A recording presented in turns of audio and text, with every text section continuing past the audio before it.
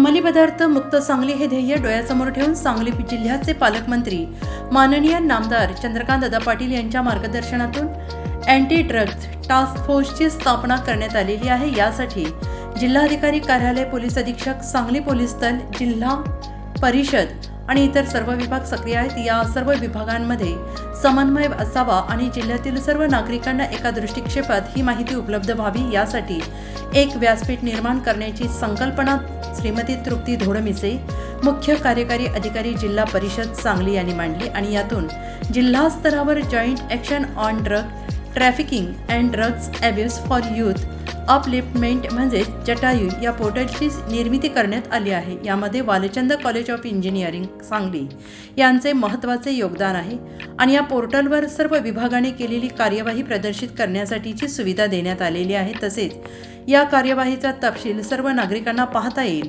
आम्हाला विश्वास आहे, अंमली पदार्थाच्या विळख्यातून तरुणांना मुक्त करणे हे आव्हान आहे, परंतु अशक्य नक्कीच नाही। धन्यवाद।